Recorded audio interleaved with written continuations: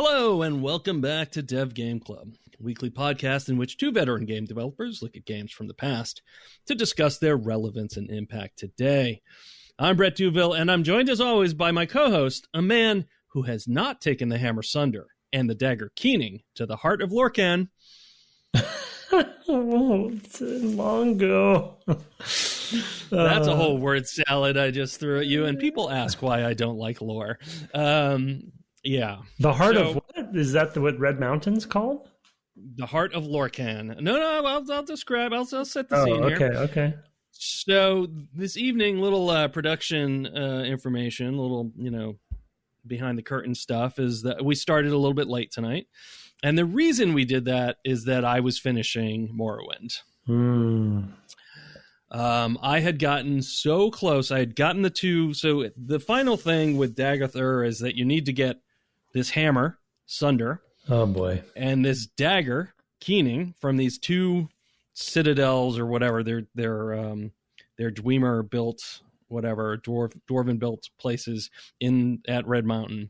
And then you have to go into the citadel that he's in with those two things and use them to destroy this beating heart that is powering the volcano? I don't know. It very much reminded me of a similar moment with a red dragon heart in a certain D&D campaign. Yeah, I wonder if it was inspired by that. Possibly. I mean, it's a cool idea. Anyway, there was this, I don't know who Lorkhan is, and somebody can write in, I guess, and tell me. I don't care, but feel free. And it has lore right in the name. Of course, I'm not going to care. Anyway, so you get to this point where you meet Dagger, and he's been talking to you as you've been coming in, in your mind. Of course. And you have one fight with him where he goes down pretty fast. I mean, I'm like level 42 or whatever, so it's like he goes down pretty fast. But and then you go in to this big, huge cavern. And he's there, and now he's invincible. He's got the shield around him. He's casting spells on you that are bad. They take away your strength, or your willpower, or your endurance. So the first time I went in there, I went up to him, and he killed me. I mean, it took a while, but I'm like, okay, this is not the right thing. And I went back and read my journal, and they're like, no, you have to take the hammer Sunder and the dagger Keening, and you have to use them to break the connection of the heart, to power his godhood or whatever. So I'm like, okay. So I just went in and I just ran past him. I'm just going to go around the edge of this big cavern, see what else is in here. And I go all the way down. Oh, look, there's a ramp that goes way down there to the bottom of this huge, cavern with all this lava at the bottom of it. And down there's like a dwarven machine, and plugged into it is this heart that's also shielded. But if you use the hammer on it, that breaks the shield, and then you can stab it a bunch with the dagger. And now he's no longer invincible. And so then you can kill. He's actually pretty easy to kill. Like I said, I'm way over level that we talked about before for the main quest. So I quickly deal with him. It's funny because it's just a bunch of stabbing, stab. But my speed's very high, and my short blade skill is really high. So it's like, it takes no time at all to do.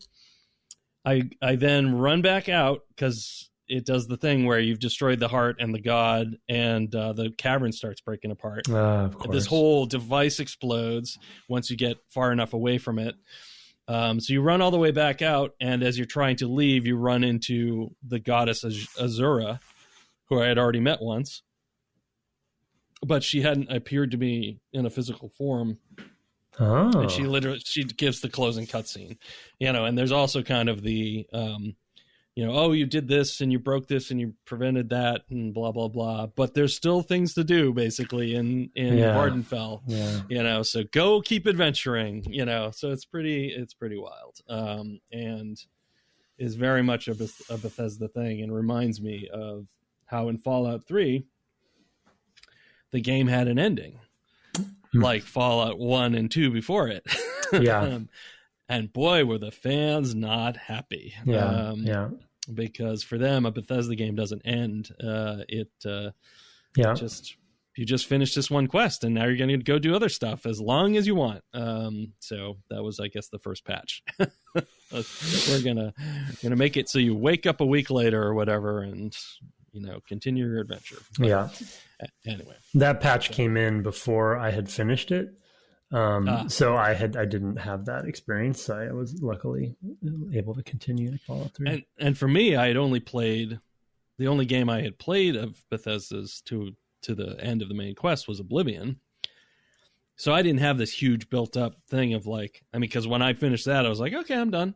Yeah. And it just was I'll go watch the credits, and I did not even think this is the thing with those, I didn't know that. I would have said, oh, hey, it's weird, the game ends. I would have definitely said something had I realized that was a thing with Bethesda games. Right. Yeah, but I didn't know that. So, yeah. Well, congratulations. You are the Nerevarine. You did it. I'm the Nerevarine, and I'm the true Nerevarine. I'm almost curious to go back to the Ashlanders and the houses to see if they treat me differently. Yeah, but it's gonna be such a letdown when they're like, oh yeah, hey, great, oh that's cool, high rep, and I'll be like, oh, okay. Yeah, I don't know, it's somehow unfulfilling to go and be like, oh, everybody has 100% thinking about you, and so your persuasion's really high or whatever. That's just kind of okay, sometimes the mechanics don't quite deliver, but anyway, I'm sure. Yeah, I would hope. Yeah, I guess I shouldn't say I'm sure, but I would hope that at least voice lines might change and stuff. That would be cool. I mean, I would hand it to them at least if they did that. And in certain cases, weren't there's some groups that were maybe not necessarily anti-Nerevarine, but at least didn't believe in it. So I wonder, you killed Dagoth or there's also the cultists. I wonder if you go back to them and something happens. Well, plus there's the expansion packs, right? So it's they had to account for the fact that you'd finished the main story and roaming around, because there's the the tribunal and the werewolf thing and the werewolves, Blood Moon, yeah. So anyway, well, congratulations. That's thank you. We did it. So you're over 100 hours, I assume, or what, 120? Yeah, I was 102 last week. I don't know what. No, I was only a couple hours this week. I basically played a bit this morning and a bit this evening, so I must be around 104. Total. Yeah. Other than that, I was just playing Tunic all week. So yes, right. That is my current game. So we'll talk about Tunic a little bit later when we talk about our next game. Yes. Okay. Good segue. Some stuff there, but we should instead now, as we do at the end of any series, talk some takeaways. Yeah, let's jump into that. Let's have you go ahead and go first. Okay. No. Before we do that, I want to hear. We said before we started, you said there were a couple things that you wanted to do to finish off your story. I have now finished off. I've finished off my story. Yeah. By saving the world, and so I'm curious. I'm thinking. Oh, so do you?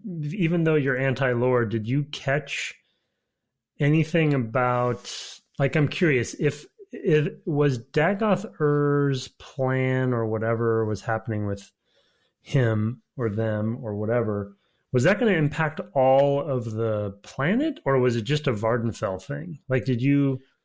No, because impact the whole planet, because Vivek in particular. The Emperor sent you, so the Emperor cared somewhat. Yeah. Okay. Yeah. I think the idea was that if Dagoth Ur ascended, he was going to cast out Vivek and Azura. Mm-hmm. And presumably Mephala and other gods. I think Dagoth Ur was going to sort of bringing back the Titans or something like that. In Greek mythology, would have been we're going to go to this older, more powerful race. Yeah. And bring back one of them, and then those guys are going to be in real trouble, right? These young upstart new gods was kind of the vague sense that I got from that. It would have required more reading to actually understand what was going on, but I think that was the kind of the feel. So yeah, that makes sense. That makes sense. So let's see. The two things that I was hoping to do that what I, in my own headcanon, had decided was was the plan was, um, uh, first of all, I wanted to actually finish the Grandmaster, the Morag Tong Grandmaster assassinations. That once you become Grandmaster, because I wanted to see what that was all about, and I knew that once I did those, because I had seen that spoiler in the wiki or whatever. Once I did those, that sorry, my computer's spinning up. That I, you couldn't do the main quest after that because you kill some key characters, but I kind of wanted to know what that was all about. And then the second thing I wanted to do, which felt just appropriate, and I think I still will reserve time over eventually to do these things, so I don't think they'll be that hard. As the Grandmaster of the Morag Tong, I can't leave the Dark Brotherhood around. Like, I have to do something about the Dark Brotherhood. Oh, yeah. They're my sworn enemies. They've gotta go. Yeah, and they're still after me. So those are the two things that I wanted to kind of do to kind of cinch my story down and say, like, okay, I have become the assassin that I wanted to become, and I still think it's great that I have those options, that I can make that my story. And, like I've said last session, which I haven't played any more of the main quest, but I got to the point where I have the prophecy and the riddle and all that. And in my character's head, I think there's a sort of, the way I've been playing her, it's a little bit like, I don't really care about this prophecy. I have been on this other track and I don't, believe in it or whatever. So, that's how I'm justifying. I mean, you're not the true Nerevarine. Right. I am. You are. Exactly. Yeah. So where do they go from here? Like, what is the deal in Oblivion? Aren't you also saving the world there? Do they just do this every game or what? Yeah, I feel like there's some, I don't know, Demon Lord. I feel like you go and the Emperor basically gets empowered and there's this big fight, but I honestly don't remember.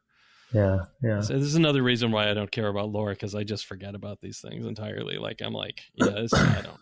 Yeah. No. It doesn't stick with me long enough. I mean, it's been 14 years since I played Oblivion or something like that. Yeah, sure. Years. So it's also, just hard to, I think I played it in 2006. I think I played it. Yeah, I played it when I first moved into this house that year anyway. So, so 16 years this year I've been here. So yeah, I just, don't, it just didn't stick with me long enough. I mean, I remembered the things that I did, but I couldn't tell you much about what they entailed. Like, I was the head of the Fighters Guild there. I was the head of the Mages Guild there. And I did the main quest. I don't think there were any other things that I did, but those were those are the big ones that I did. So yeah. And I remember doing those, but I couldn't tell you like what they were about. So yeah. I mean, it's such the games. I mean, I started Skyrim too to kind of just dabble in there, and the games are such like, especially now that I've spent as much time as I did in Morrowind. They're sort of just the game, I don't know. It's just like, it's just sort of, there's so much, it's like everything, I know there's the whole, like, you can do anything, but you can't do everything, that I think is a quote. That's what Todd has said. Yeah. Todd has said, I just don't know if that's what they're doing. I feel like they don't actually live by that. No, they do. A lot does get cut. And well, I'm not saying there aren't cuts. I'm sure there are cuts, but I just feel like the end product that I'm playing, without any knowledge of cuts or any knowledge of what the development process looks like, I still get a sense of like, I don't know. Yeah, I mean, I think, part of it is that a lot has accreted, right, over the years, right? Yeah. So they have a lot of game that's just always there because they added it and added it and added it, and added more to different, like, took some things out of spell categories. Like, I don't think levitate and flying type things are a thing anymore. But I've added other things in, like the navigation stuff, because now you can say this is the quest I'm pursuing or whatever, and those things make sense. And like, so I think that they've done, that's been kind of the process, as they just keep adding stuff. and that just means it just gets bigger and bigger. But there are still things that are not quite what they, intended originally. And, I've talked before about this whole economic simulation that was in Skyrim, and it was just not super fun because the consequences were like people wouldn't be there that you might want to talk to, and and things like that just would make it like, so a vendor would be gone, and it'd be like, well, that's where I go turn in stuff when I'm in this area of the world. Kind of over designed. Yeah, it was too much, right? Is because actually what players want, the reason why there's day night stuff now in the games, like you can walk around at night and people have moved from like their stall in the market to their shop. They've locked their shop. You're gonna have to wait till the morning, but that's a hit a key and rest for 8 hours or whatever type of problem. Whereas there's nobody here anymore is a very different problem. Like, I know I can find this vendor in this town. Oh, I got there and I had to rest for 8 hours is not a big deal. But like, I think there's a vendor in this town. Oh, wait. Oh, because I had helped the Stormcloaks or something, this town got wiped out and now there's nobody here is a very different type of problem. And it might feel, there are people who would prefer that, I think, who want that much deeper simulated Megaton world experience, or think they do. Yeah, Megaton's an example too of like, that was a big decision that made a big, big difference in the world. And I do think that those are good things to do, but I also think that they need, but not as a systemic, not as a systemic. I think they need a big story supporting thing, that to make it make sense and to make it pay off either way you go, and like have different choices and feel like those choices mattered. Yeah. And that when you did it, it was not like some systemic side effect of the thing that you did, that some territory was taken over. Because the other thing you could do is like, okay, yeah, sure, these people get run out of town, but other people come who do all the same things. And that just feels so like, well, why did I do that? Yeah, like, it's just the same town. It's just different, makeup on the characters. So there's a lot there that they sort of tweak and learn and and develop, I think. Yeah. So I mean, that sounds fair. I mean, I don't think there's too much to share on my Skyrim before we get into takeaways, but I think sort of the both heartening thing and disheartening thing about starting is that I immediately saw that this game is in the lineage of Morrowind. You mean like I start, other than the opening obviously being way more elaborate, right? And there's a lot more going on, and there's a little bit more training and tutorialization and stuff, right? And so that was obviously nice, though unpolished.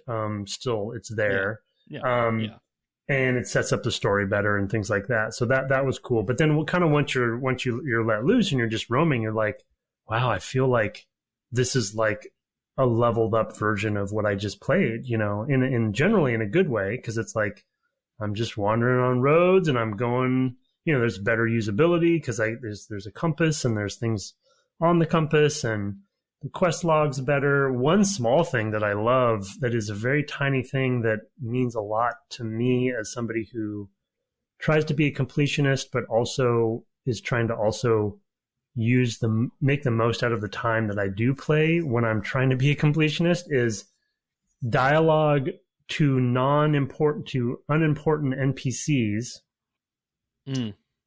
is just you talk to them and they have one line or they just say something. And then if it's somebody with a dialogue tree that I assume is more important than those folks, then I get a dialogue tree. But like in Morrowind, right, it's like you kind of can talk to everybody. And they have different things that you can talk to them about, but still I always got really overwhelmed with entering a town in Morrowind because it's like, man, crap, I got to talk to everybody in this village, because I don't know what I need to, and they all could have things to exhaust in their dialogue trees. And so here, at least it's like, okay, I'm talking to the person I should talk to versus like, oh, do I need to talk to that person walking down the street? Oh, I can just quickly go, hey, and they say, hey, I was like, okay, you're nobody. Yeah, we're good. We're good. I'm not going to talk to you again. You are in the background now. Yeah. Yes. So that's like, I can see that as an iteration over time, right? Of like a small thing that to me makes a big difference. The other weird one for me that I'm still not sure about, and I of course I'll need to keep playing to see if it's true, but because you don't pick a class or like an emphasis from the beginning and you don't really make your character other than visually, I kind of like the concept of I can be anything is a little worrying to me. And thus, like, maybe I probably can be also everything if I spend enough time. And I don't know, like, one of the things I like about RPGs is that there is a choice, there is a focus, and that disallows you from other choices. And the fact that you can kind of... So a couple things. One is that the leveling up, is around, skills that you do in the same way as it was before. Yeah. But one of the things that happens is, not only does an individual level tree get harder to attain the higher levels, it's basically, there's like an economy of levels where you spend them on the feats, but gaining additional levels just itself is getting harder. Like an overall level increase starts to take longer and longer. So it's possible to do everything, but and I'll tell you the even crazier thing that got released in a DLC or patch or something. It's possible to go really, really deep, and really do and get all the feats and just be everything. But at a certain point, your time between levels becomes quite large. And so, like, actually doing that you'd be better off starting over and just being like, this playthrough, I'm going to do these 6 skills or whatever that I did not do last time. Because the time to actually level up, people have done it. I'm sure, because the other thing that we added, I don't remember DLC or patch or whatever it was we added the ability to, like, skill plus, where it's like you can basically prestige that one skill, and like even more overpower it, and go even further into that thing, which I don't think that changed any of the skills, but I think it made them more powerful and stuff. I don't remember the details of the patch. I was not involved because I was already working on Fallout 4, but it was basically like, let's just, people want to keep going, like, we'll just, do this numeric thing, right? Of just like, now you reset that thing and you're back to level 0 and you can build it again, but it's even harder, and it's like, oh my God. It's like an MMO loop, basically an MMO grind loop at that point, which makes sense because it feels like a single player MMO in a lot of ways. Yeah. Which makes sense why they now have an MMO. That makes sense. You're basically saying the tuning of the systems basically forces you to, not forces you, but kind of like discourages you from peanut buttering yourself too much, which is fine. Yeah, I guess that's okay. You can take a handful of skills really, really deep, and I typically would, like, I would grind, like the crafting ones you can tend to grind because you're just taking all these materials you find in the world and you're like turning them into other things. And every time you do that, so alchemy, blacksmithing, and whatever else, enchanting probably.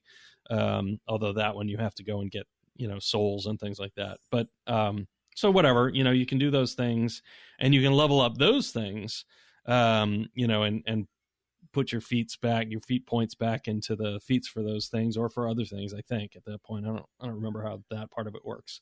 But even there, it's like at a certain point, it's like you got to do a lot. You got to make a lot of daggers to start leveling up your overall level. So it just becomes a whole thing. It's and then the stones that you mentioned, which I did find the stones. Those are merely you find the 3.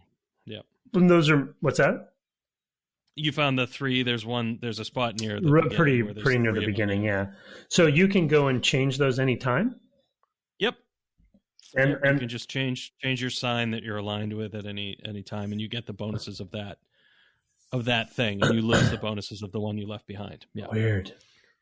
Yep. Huh. Yeah. Yep.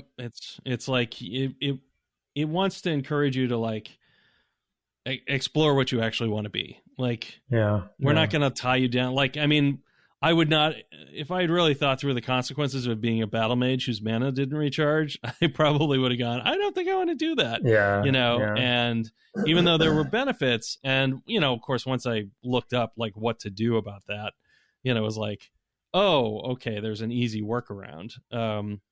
So it wasn't even a big deal of a choice at that point. It was like, up to that point, it was like, wow, I can hardly use my magic because I don't have enough mana and it doesn't recharge. Like, you know, it was very like, Yeah. that felt really interesting. And then once I found that, you know, when I looked up, like, where can I buy good potions? Because at that point I had a lot of money. I was just going to throw money at the problem.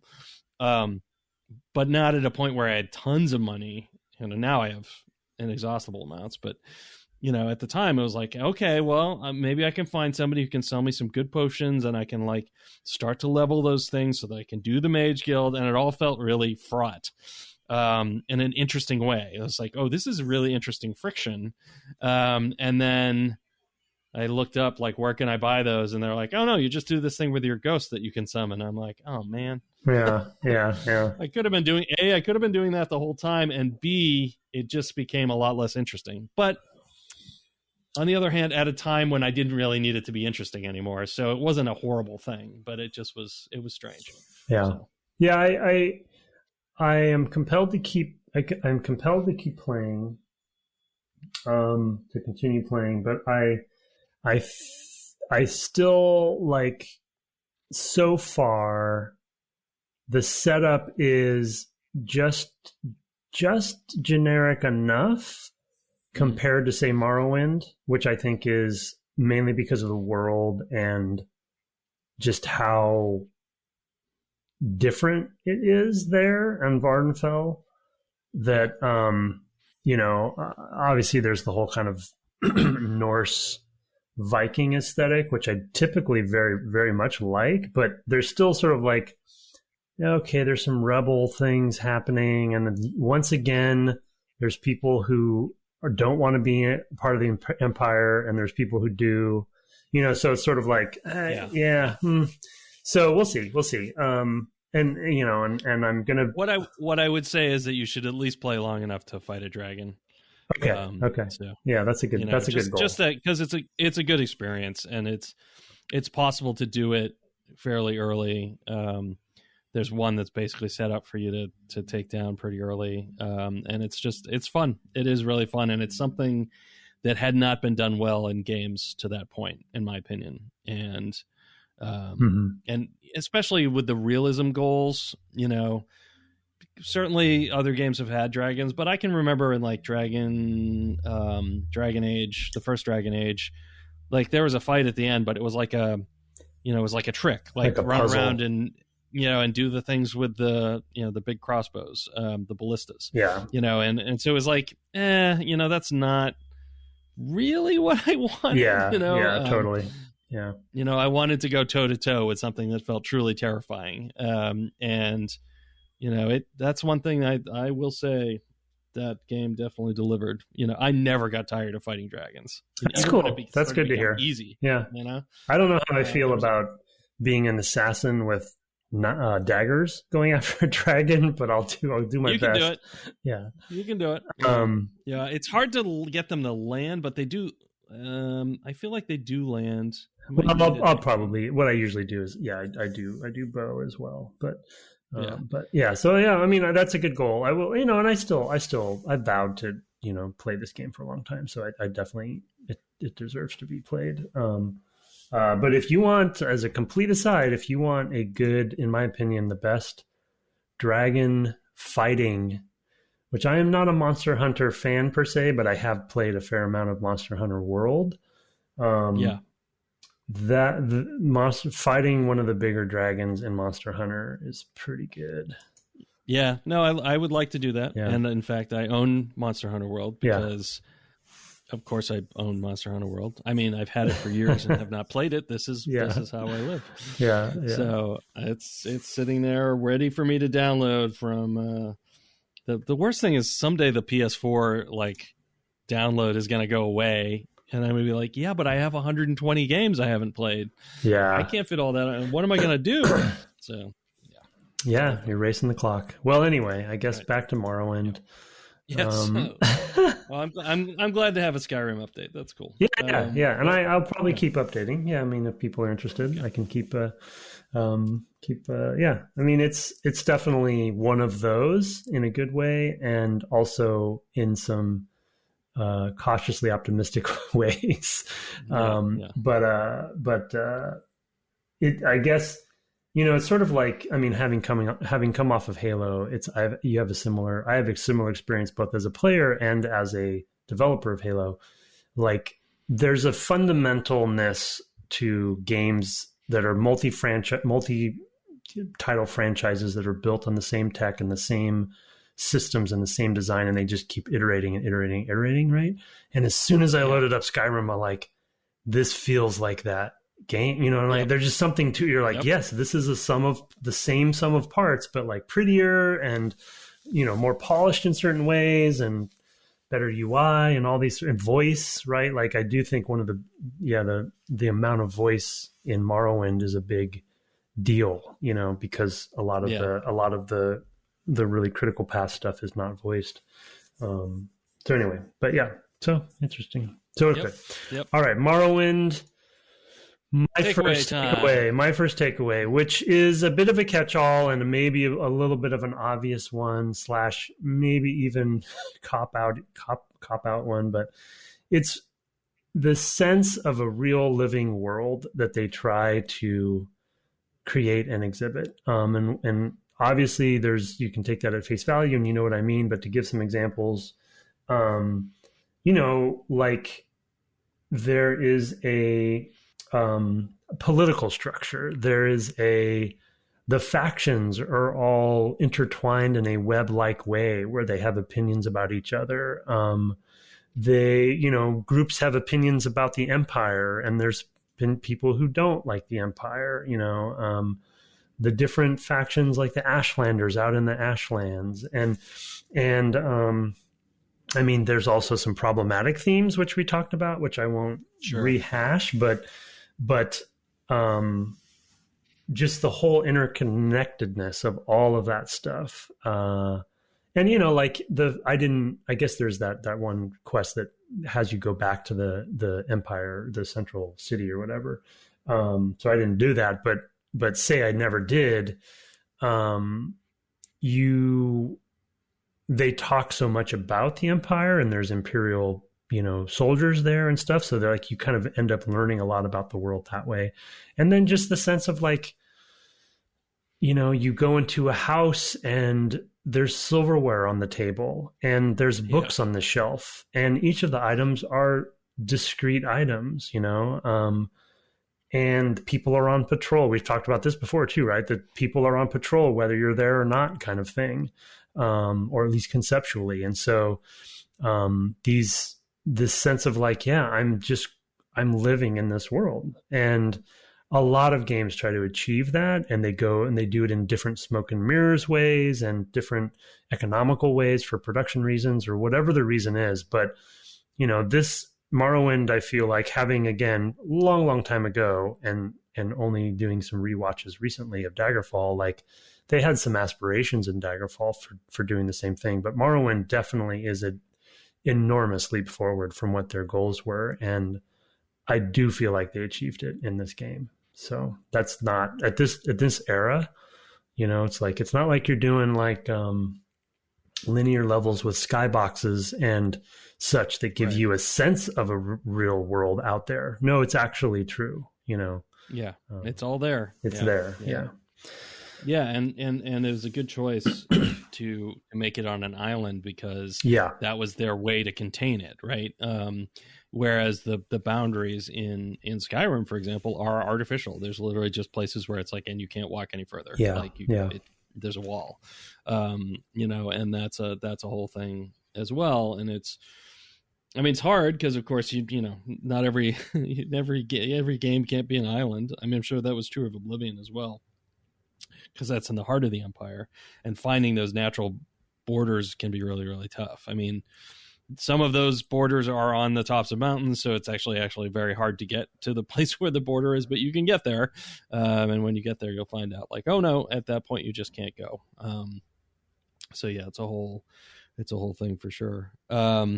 Yeah, I'll go, with mine. My first one is the art direction. I do think for the time, the diversity of how it feels to go into these different places, to go and see this sort of, just to arrive in like Aldrin and be like, the sands are blowing through, or the ash or whatever it is, and there's this storm, and you have all these homes that have this weird architecture that are different from Balmora, where I just was, because I took a silt strider, which is a creature that's just there with these enormously long legs. Like, the direction of the art is just so cool for the time that it just like, I understand why people are trying to, bring this forward to a modern engine and make it that much prettier, with the huge towering mushrooms and it's just so different, and that is definitely a thing that I do feel is lost in the later games, because they sort of retread more common. You had pointed out that it was sort of like an above ground. I was just going to say overdark. Yeah. Which is, it's fine. Like, it's like, that's cool. It's still unique. Yeah.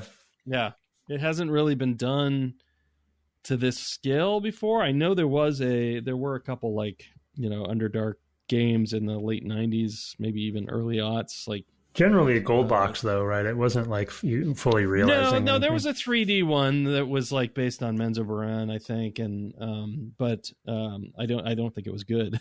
So it was an interplay game. I remember it was like 2.5D. I think it was like sprites and yeah.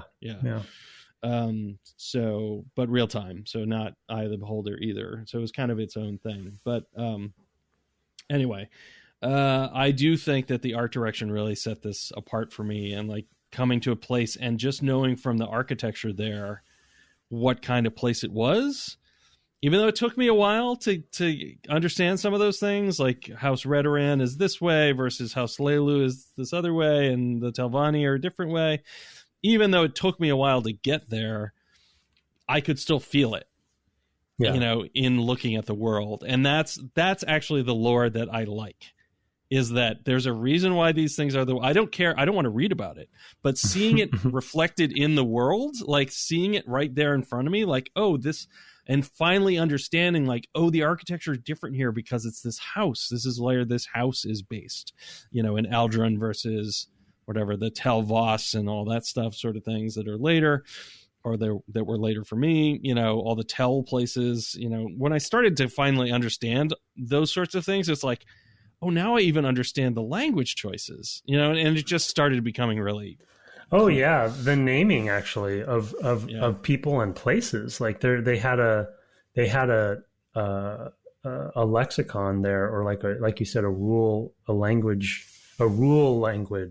for languages. What's the ology for that? Is that no? Etiology, I guess, is maybe. Yeah. Etymology, one of those ologies. But yeah, just that they had, like, for instance, the Dwemer dungeons, right? All had similar, like a similar spelling, and the Daedric one, same thing, right? So when you saw the name, you're like, oh, that's probably one of those. So that's pretty cool as well. It was all. Yeah, that's a good point. The sort of like lost and that is another part of it too. Is like there's layers of history here as well, which is also cool. Like there's a lot of that in D&D, but it's often very hard to sort of see it, because you're doing a lot of this in your imagination, and a lot of DMs are not going to like. It's not going to come across, because it's hard to quickly describe it. But when you actually see it, and you're like, oh yeah, look at these Daedric ruins, and things are tilted because because the volcano exploded at some point, or whatever happened there, and it's like all of that sort of stuff is just layers of history in a place, and it feels like a real old place, and that is from art direction choices, and that's just super cool to me, and a real strength of the series generally, but of this individual title for sure. Yeah, because it really goes in strange directions. So well, and I'm wondering, I don't know if they've ever talked about this, but in this regard, I'm wondering, it's so unique, but then it seems like the ones after it go to more of the traditional fantasy tropes that I wonder why they haven't,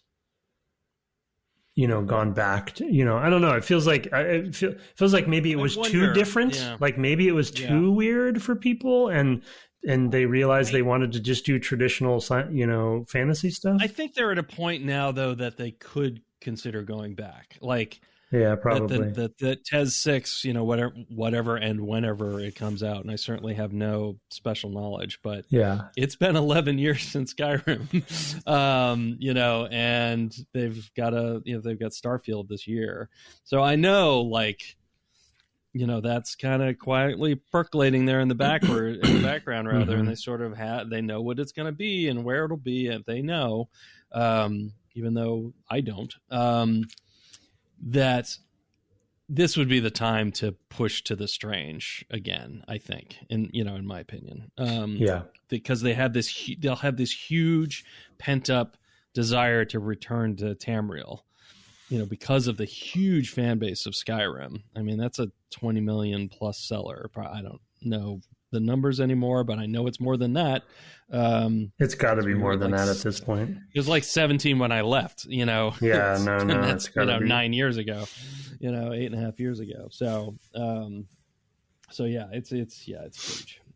So it's a whole thing, and that might be their chance to do that. We'll see. I'm really curious to see what they do next as far as that goes. It'll be interesting. Anyway, your next takeaway.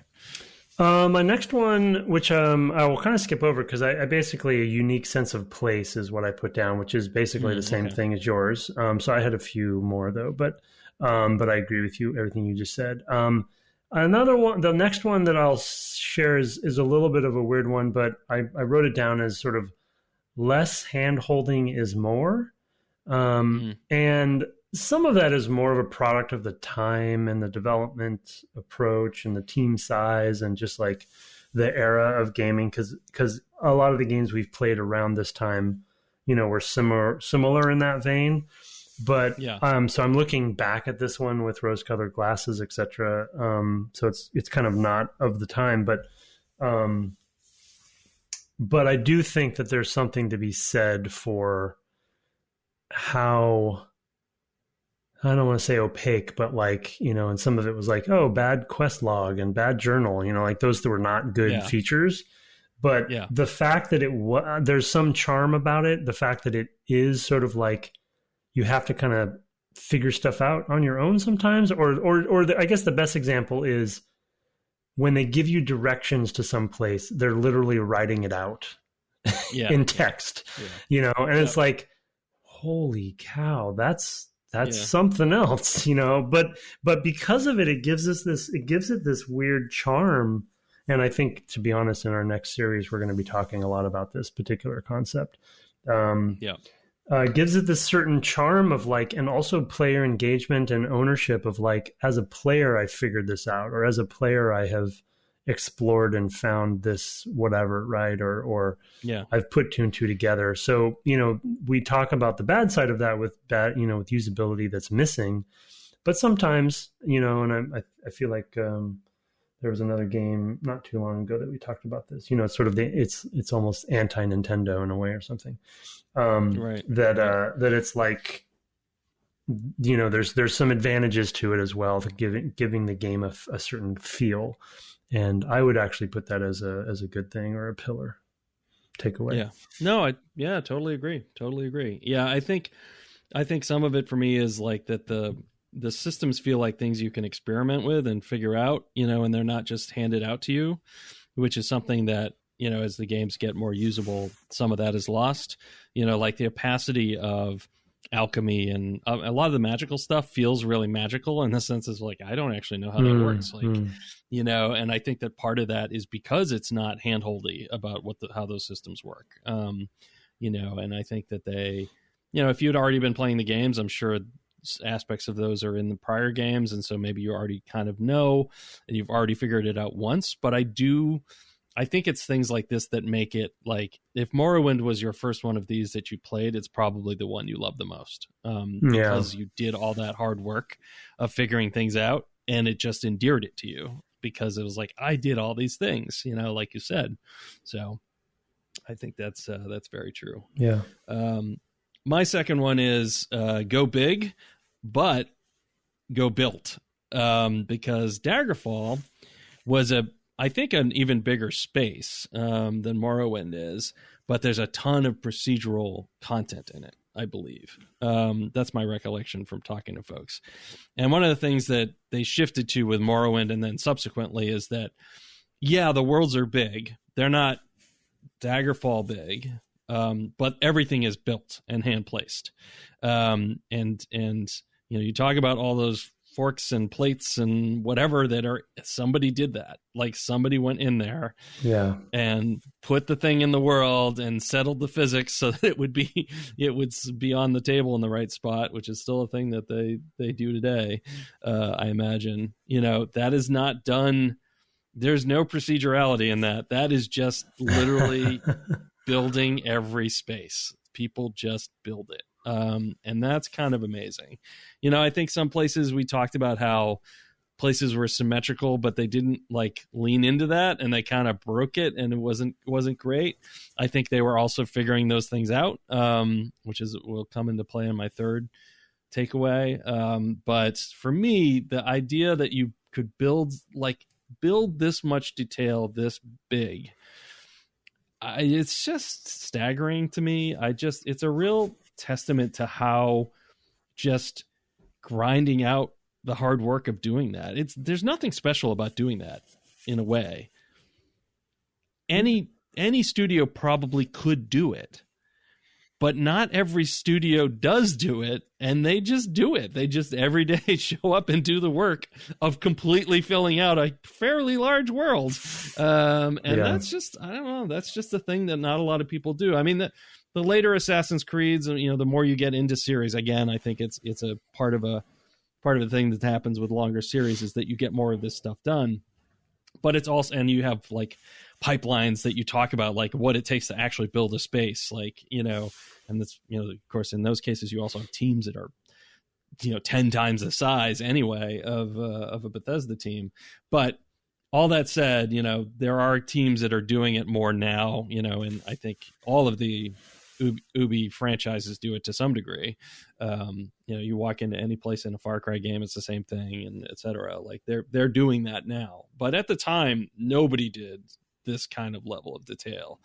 You might see it in some sprite-based games, some top-down RPGs. You might see more of that stuff because it's an expectation. But even then, you wouldn't see every fork and knife being picked up off of the tables. Yeah. It would be, there's a table sprite that is set, and it's not interactable. It's just it's just a boundary in the world, right? It's just, it's something that's been painted over to say, okay, well, you can't go here.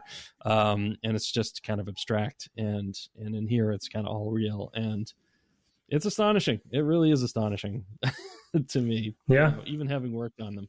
The amount of work that goes into that, and how much work that is. I mean, it's just astonishing.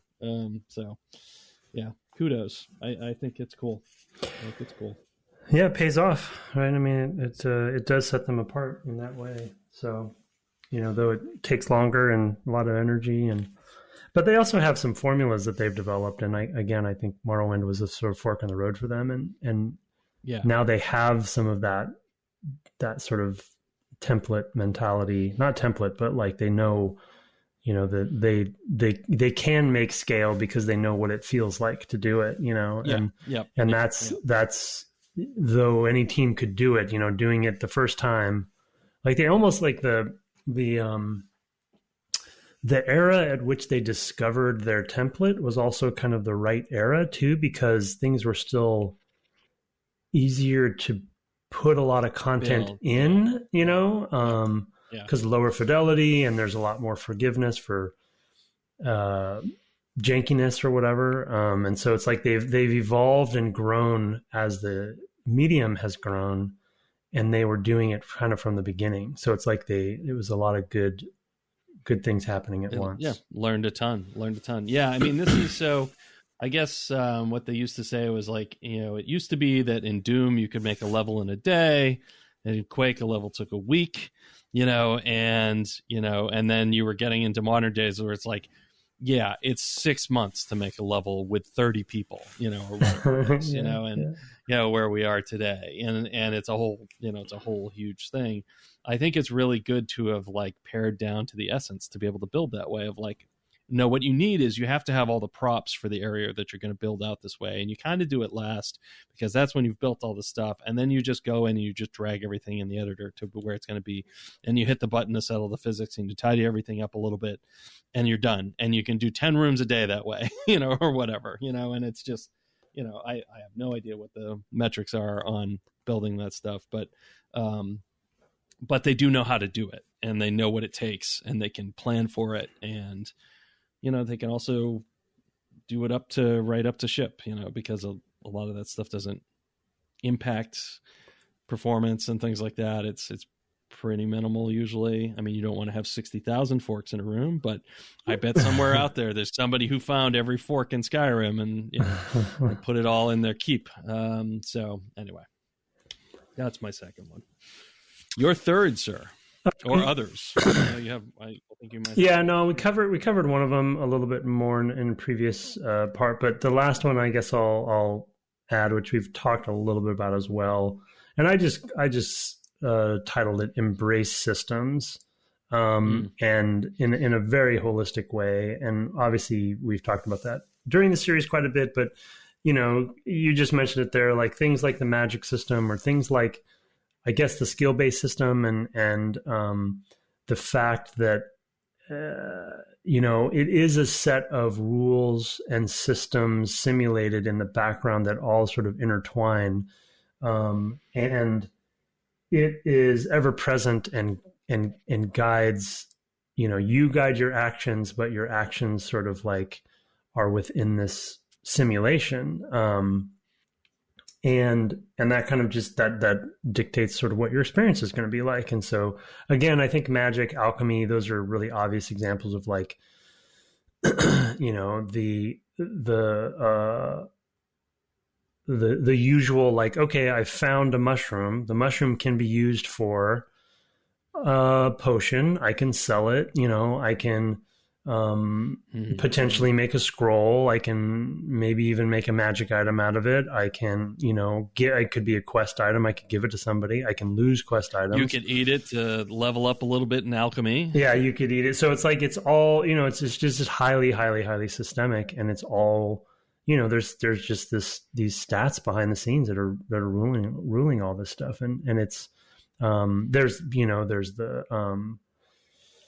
the what you call it, the reputation system too, right? Like that's layers. And so all of these are intertwined and layering on top of each other. And when you do that at this scale, like so many unintended consequences can happen. And you can kill an NPC, right? Like that's just something you can do that with anybody.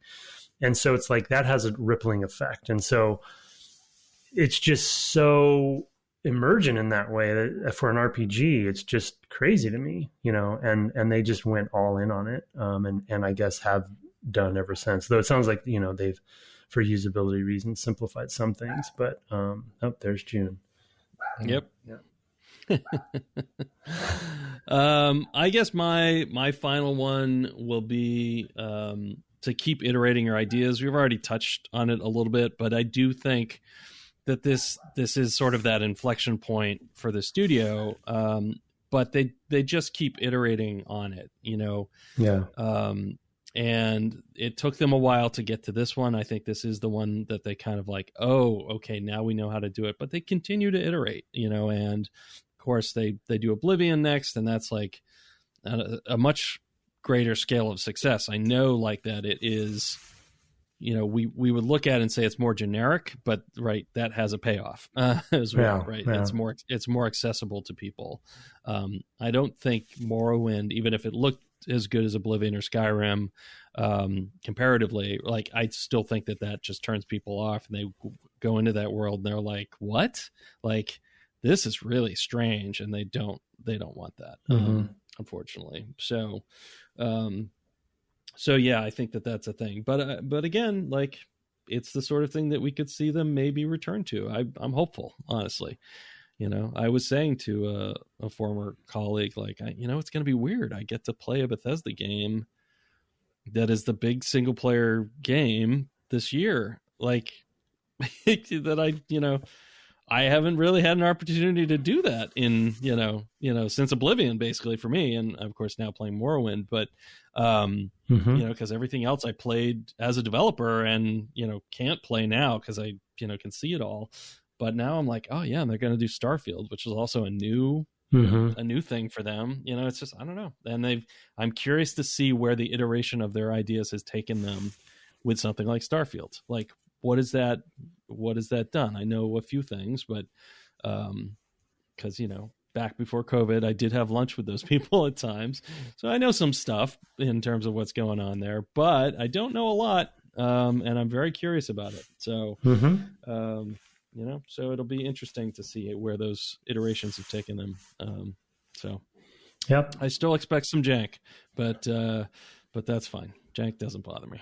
So no, sum of parts. There's times when you need. It's all right. You get the greater good for it. So, yep, for sure. All right. Well, that's where we are. And now, of course, we're almost at an hour, and we've got 6 emails, and I guess we'll try. I guess I'll have to put off my singing review. I want to make sure I get through the email. I see Mystery has an email in here, though. So yeah. He does also have an email in here. So let's turn to the email. Thanks for sending us email at devgameclub@gmail.com. Like I said, we've got 6, so let's just dive right in. You have the first one, sir. Okay. All right. Hello. Oh, and stay tuned to the end, because that's when we're going to talk about the next game. Yes. Yeah. And I'll need a little prep time for streaming, but I'll give a little buffer. So subject, Morrowind from Father Beast. Hello, Dev Game Club. This is Father Beast, if that is my real name. I'm assuming it is. Morrowind, the review in PC Gamer said, like an MMO RPG without the pesky MMO part. Wow. Okay. Well, that's it. I played this on Xbox first and later on Steam, which is where I got way into it.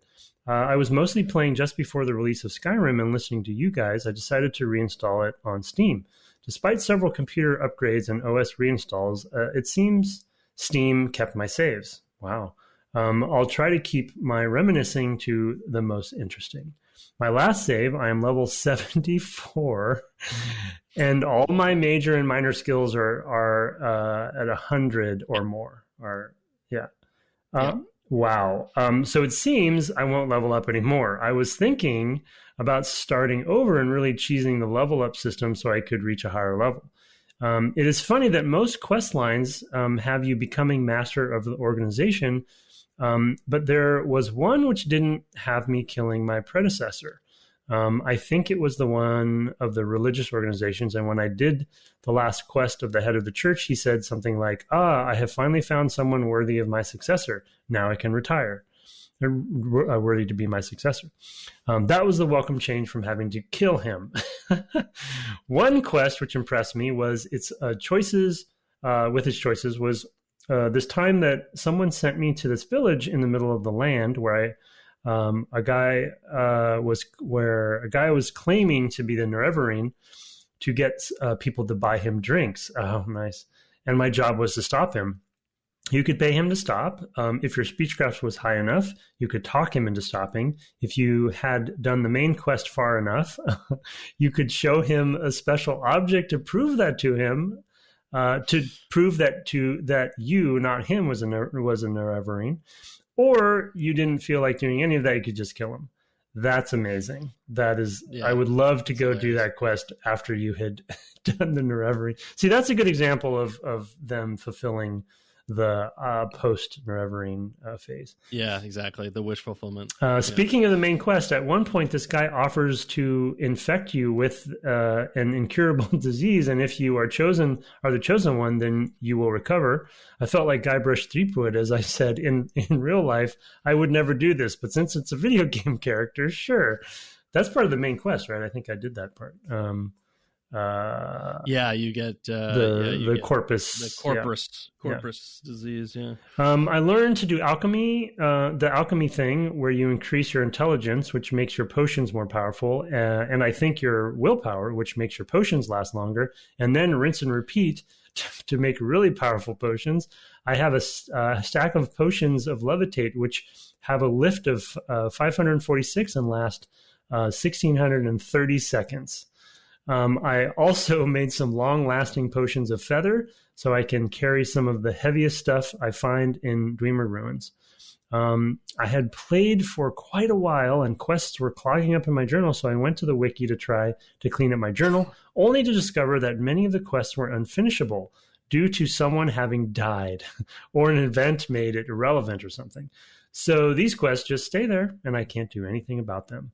The wiki also led me to the best merchants who have enough money to buy most of my stuff. The merchant with the most money is in Mudcrab on the coast somewhere east of Vivek. Really? That's weird. That was a bit much for me. So I used this guy in Caldera who is on the second floor of someone's house. If he ran out of money to buy me stuff, I could just rest right in front of him until the money reset. That might be why. My save is on the day 436. I also use the wiki to go to the best teachers, which is how I maxed out my skills. Oh, there's different teachers are better than other teachers, and so you can go further? I guess. Maybe that's how that works. Because there are definitely people who won't teach you as much. I didn't realize that was the way. That makes sense. Last thing, the agent you get sent to in Valmora at the beginning of the game, I looked around his house, and he has a skooma pipe just sitting there. I was like, dude, that's illegal. But that explains it, because he gets taken away. Yeah, that's amazing. That's why he says he's got a shirt. That's amazing. Yeah. He's the whole thing. He's a drug addict. Yeah. But they have the pipe there, which is like the cherry on top. Yeah. So I kind of want to go back and play again, but I also want to play Arena and Daggerfall, which are available for free. I loaded up Arena, and it looks pretty good. Not like a game that is just too old to play. I don't know about that, Father Beast, but I've tried many times. Good memories, Father Beast.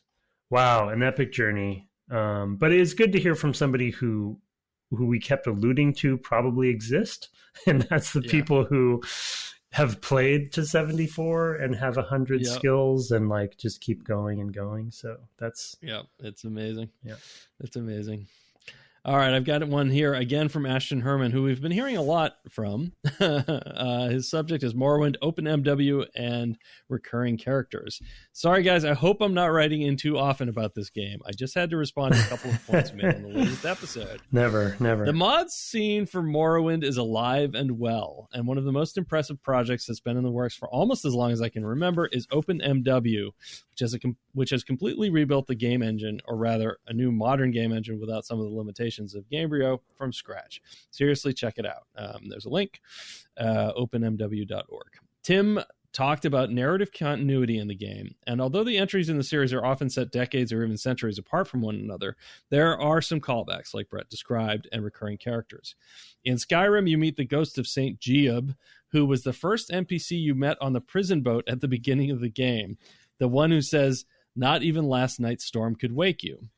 In the lore of the series, this Dunmer drives the cliff racers from Morrowind and is made a saint as a result, which feels like Bethesda making a joke about how annoying those enemies are in the game. That is true. It's hilarious. Brett talked about the orc warrior Umbra, who longs for death. That quote-unquote character does make an appearance in Oblivion, but it's not quite so straightforward. Umbra's a female Bosmer in that entry. And his sword was actually a major plot point of what I believe is the first and only official novel in the series, The Infernal City. You're probably right about that. Characters in Oblivion make references to the Nerevarine as well, and the Telvanni mage Telfir reappears in Skyrim's major expansion pack Dragonborn, albeit several hundred years older. Also, Morag-Tong assassins do show up here and there, even if you can't join them, and you can often loot their chitin armor from them for that classic Morrowind look. And okay, that's it for now. I do hope you guys managed to finish the main quest, because I think the final boss actually ends up being rather memorable and makes for a fun conclusion to the game. Thanks for all you do, Ashton Herman. So, yeah, I had forgotten Umbra was an Oblivion, because all of it runs together. But when I met Umbra in this game, I was totally like, this seems familiar. So, yeah, I guess it was not Skyrim, but Oblivion. So, yeah, a lot of this stuff runs together for me. It's very hard for me to keep it all separate. But, yeah, cool. I love the little tidbits there about things that come back. Yeah. So that's cool. Yeah. And the cliff race, driving the cliff racers from Morrowind is hilarious. So, all right. You, sir. Take another one. All right. I get through 2 more. Let's try to do 2 more. This one just one more. Short, yeah. It's 9:40. Oh, yeah. Okay. We'll see. Hey, Brett and Tim. I was this is from Mystery Dip, I believe. Yeah. Balance of story and gameplay from Mystery Dip. Hey, Brett and Tim. I was listening to Video Game Storytelling by Evan Skolnick and came across a conundrum. I see how for games high in narrative content, a good writer narrative team can make or break a game, and how doing more than make the story work for this level is critical if you don't want it to fall flat. While I agree that empowering them is in discussions of all levels is important, as every aspect of design impacts the others, how do you prevent other members of the team from feeling like they're merely creating assets for the writer's vision, rather than having an ownership in what they create as well? I.e., you can't add that to your level because it messes with my story. The reason a level designer can't just wouldn't it be cool if everything is because it might be out of character for that NPC, changes the pacing, too convenient, Deus Ex Machina, etc. And then writers have to contort the story to attempt to explain it, and usually it's obviously bad from a player's perspective. Regards, Mystery Dip. Yeah, that's a good question. I mean, I don't think necessarily artists feel a lot of agency over what they make, even in service to somebody else's specific vision. Like, I don't think any of us expect, like, as an engineer, certainly I don't expect I'm coming in to make a system because I think it's cool. I come in thinking I'm going to make a system because we need it, because it delivers on some game goal that we have, that we share. And what I contribute as an engineer is my particular know-how to do so. And I think that the artists approach it much the same way. Like, it's cool to do, and they still bring new and interesting things to what they do. Like, hey, what if this were inspired by, Islamic art or something like that? That's just different, and you weren't expecting, and it might fit. And you're like, oh yeah, that actually works. Right. So there's opportunities for creative people to be creative, even if the sort of macro level, maybe not. Like, you still need that chandelier, but the writer probably just needs chandelier to convey rich person's house or something. Right. And so, there's, I don't know. I think there's plenty of opportunity for creativity still. And I don't get the sense that people feel, I think the coherence is a good goal that people buy into, like, and so they're willing to cede, like, it'd be really cool if, to some degree to that. And there's still plenty of creativity that happens in that path. I don't know about your thoughts there, sir. Yeah, I agree. I think you said it well. I agree with that aspect. I think the ideal, which is hard to, if ever comes to fruition fully, but is always attempted, for me, is ideally there shouldn't be a sort of order of operations if you can get there for the different disciplines, no matter what direction you're coming from. So in his example, he uses narrative and design and sort of the tensions there.